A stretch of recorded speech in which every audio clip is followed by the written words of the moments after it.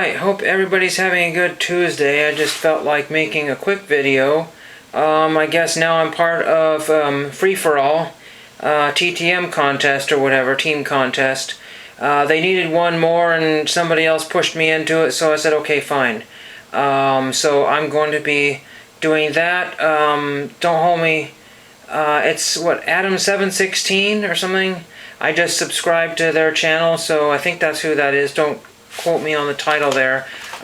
Beat me up for that. I almost couldn't find my camera, and I thought I'd have to use this really ridiculous thing my friend gave me the other day. He likes giving me old vintage digital cameras because he thinks that they might be better than what I have, and they're never. I mean, this one is actually a really pretty nice one here. This is one of the few, this HD thing, but missing all its accessories. So regardless of what it originally cost and what it's worth now, it's going to cost me a lot to get that going. So I mean, maybe.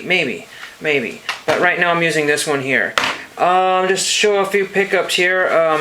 I went to the gaming store, and it's not too terribly busy there, but it's difficult always getting downtown. Traffic wasn't too bad this time, and I only had to watch out for 2 jaywalkers, one I almost hit, because he thought he knew what he was doing, but I didn't know what he was doing. I'm not a mind reader. I don't know if you're going to stay on the curb or step out. The rule is that you're supposed to slow down and wait for people. The only problem is that he was in a bunch of parked cars, and I thought he was getting into one of the cars. And so for a split second, I didn't see him. He disappeared.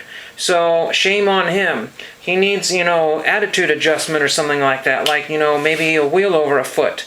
And then the driver will go to jail. Because he was an idiot. Not the driver, but anyway, forget that. And then there was another person that... Jaywalking is as common as finding 91 FLIR around here. I mean, no one ever gets in trouble for it.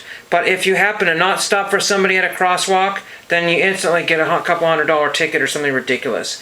Anyway, what did I pick up at the gaming store? Most of it's already been put away.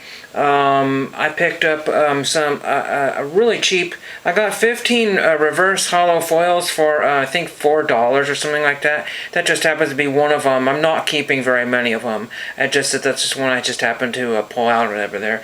I did pick up this. I know Chris Graphs 101 is picking these up. I got a Kaboo trainer, some sort of rainbow foil. Not familiar with the full art cards yet. I'm starting to learn some of these things, and boy, I waited too long. These things are expensive. This was around $5, just over $5. So it was eBay price. No big deal. Just wanted to buy something while I was down there, so I picked this one up there. So, and they had a whole bunch of other ones that were kind of on my wish list. But sometimes, you go from $5 to $150, and you're like, oh my gosh. The person in front of me was groaning because he was spending over $100 on cards on his card, and it's easy to do at a game store. Then I picked this up at the local thrift store because I was going to buy some paper, and that paper had been there forever. I needed a pack of paper, and it was gone. So what do? You buy the Jackie Robinson story for $1. I figured, well, that's kind of a cool book. It's not particularly mint or anything. At one time it was 25 cents, and Mark Cotton, or Marky Cotton, of 1972, owned it. Looks like Mark, Cotton, so I don't know. Anyway, it's a reproduction book, probably. I think it's a reproduction out of the 70s. I don't know what the original one is. Yeah, copyright 1959, but I'm pretty sure that this is a 70s edition. It's got the same type of binding as the old Hardy Boys classic books there, but still, it's kind of a cool book to have. So that's kind of fun there, and it was only $1. Then I always like to try to pick up some postcards if I can from my project here. I got Legend of the Dogwood. Nothing super outstanding, but always a nice postcard to send out.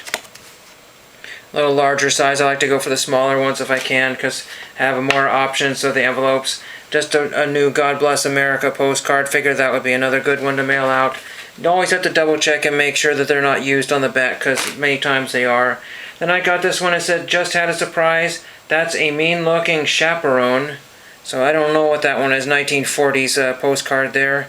Nothing special there, but it's one of those comic ones that are not very valuable, and you can mail it out. Do what you want here. And this one is a Pacific Sunset. Don't know exactly where this is. somewhere out of California, probably. I think I just ordered one very similar to that on my last postcard lot. So anyway, 50 cents for that one. I could have bought a few more. It just, when you get a box of postcards, it's just overwhelming. Then I was at the bins on the way home, and I found something like 80 odd pages, and my whole bill was like $7 for like 85 pages or something ridiculous. And they're all the good quality silver medallion, whatever you call it, chromium, ultra, whatever that thing is, the silver label thing is, those are all good pages. So I'm happy. I'm replacing a lot of those sticky gummy pages. I made the mistake of putting chrome cards in sticky gummy pages, and they're stuck.